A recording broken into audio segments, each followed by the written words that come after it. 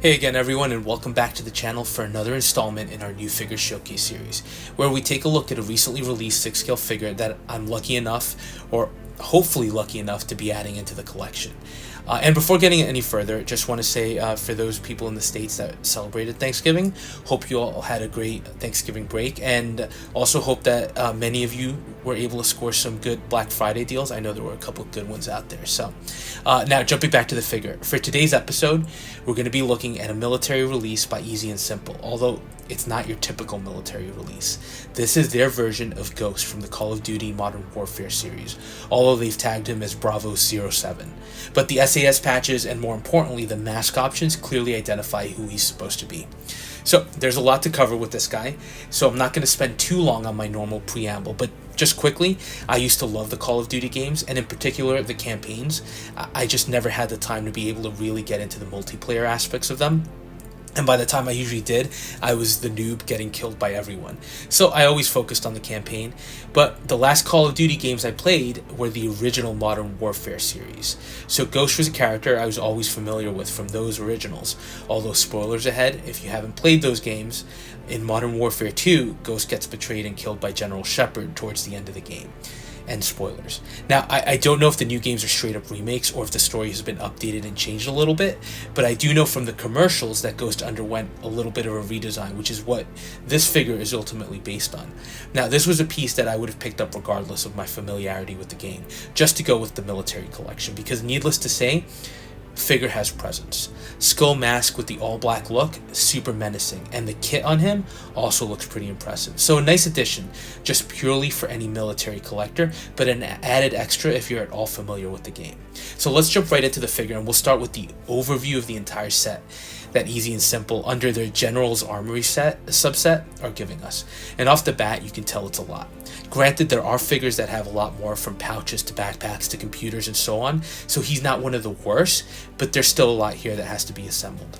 And the most complicated pieces are easily the rifle with the attachments and the helmet with all the pieces that come along with it. And I do have a lot to say about that helmet, but you can see all the different pouches, grenades, communications gear, and you also get some bare hands and feet, although not sure you're ever going to use those. Look, the one thing I have to say about everything here, beautiful attention to detail on everything. So let's start with the closer looks, and we'll kick things off with the additional gloved hand and the watch.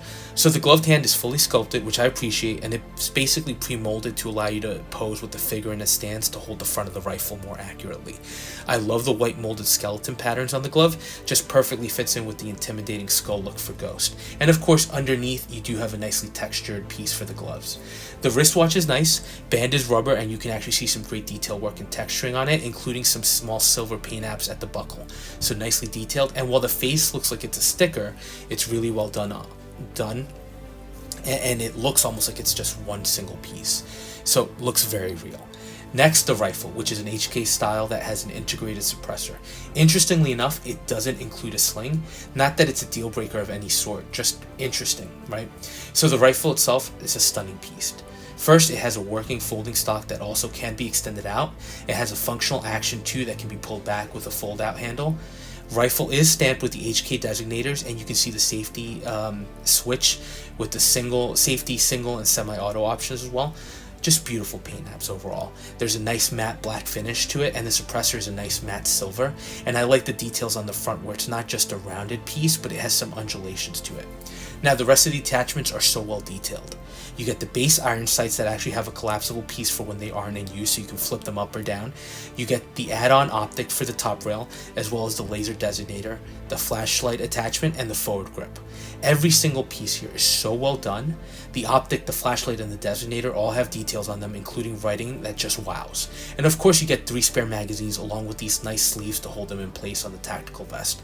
So already impressed with that weapon, and just goes to show that even compared to Hot Toys, I think some of these military companies do a better job with actual 6-scale weaponry. Next piece is this sidearm, which is a Sig Sauer P320, and it's just as well done as the rifle.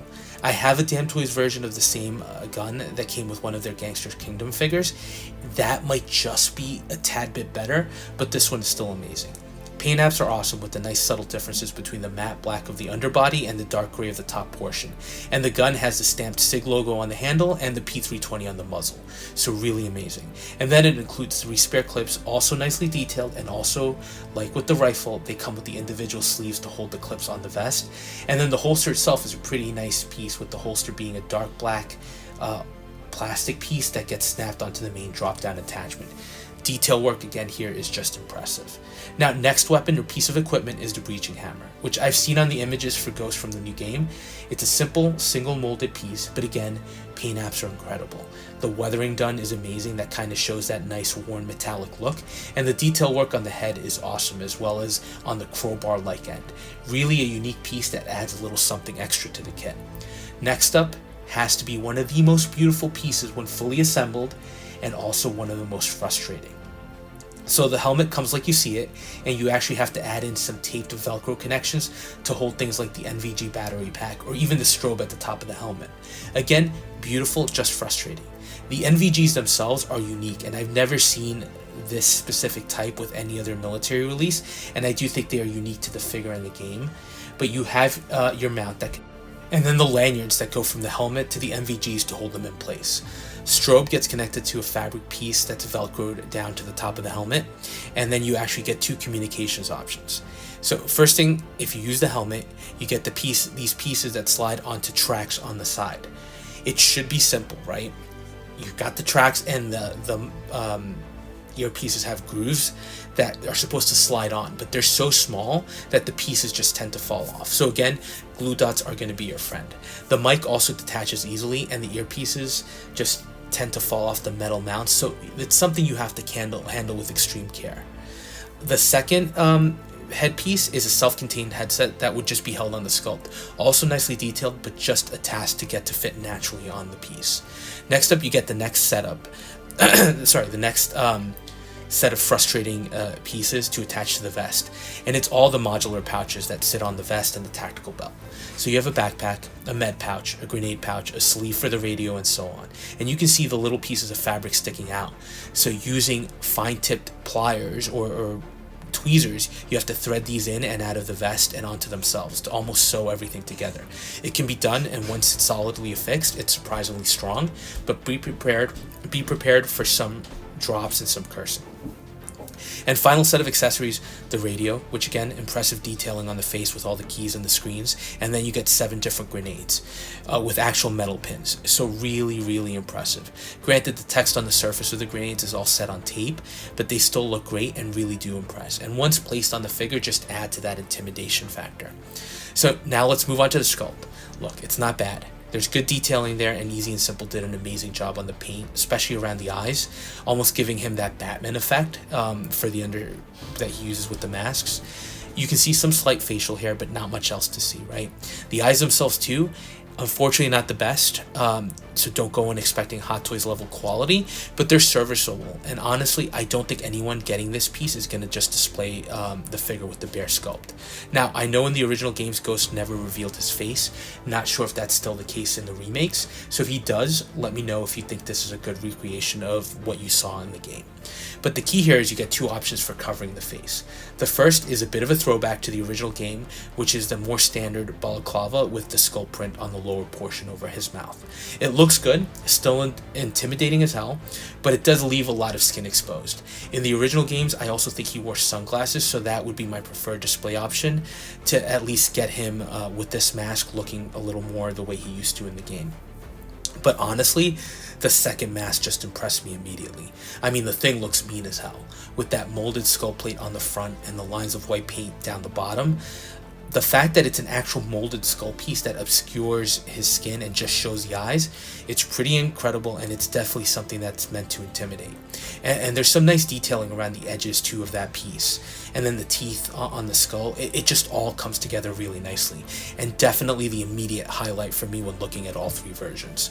Now, the figure itself is all in black, and I already kept the skull mask on because he just looks awesome like that, but you can see the nice skeleton gloves as well, and that tactical vest and belt, as well as the nice jacket he's wearing underneath, which does include a hood that you can use, but I wouldn't.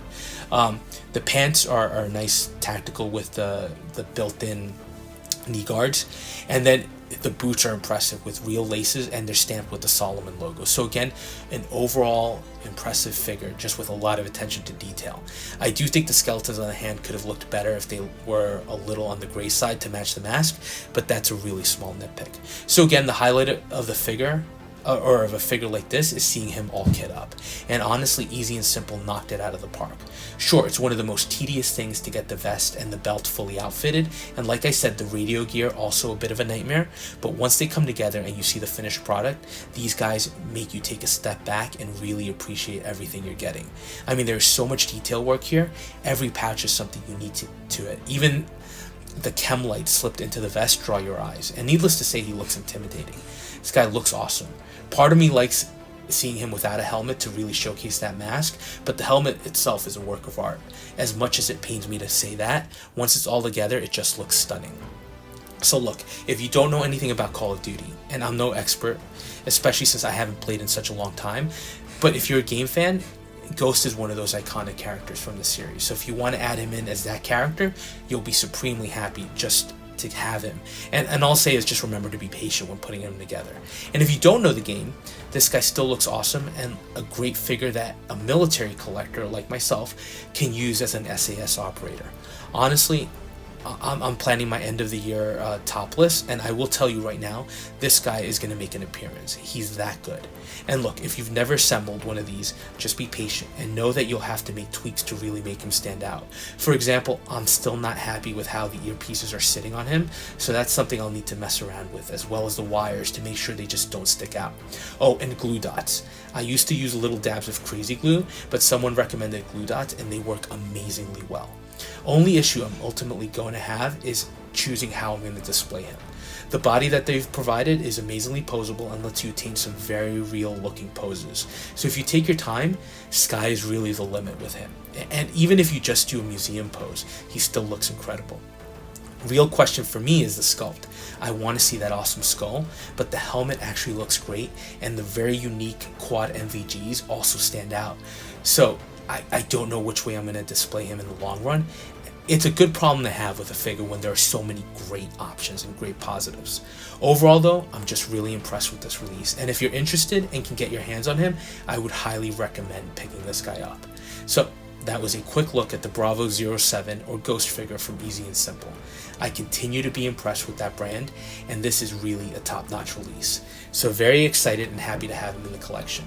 But as always, curious to hear your thoughts. And thank you for watching, and if you are enjoying the content, please consider dropping a like, commenting, or subscribing, and we'll touch base on the next video.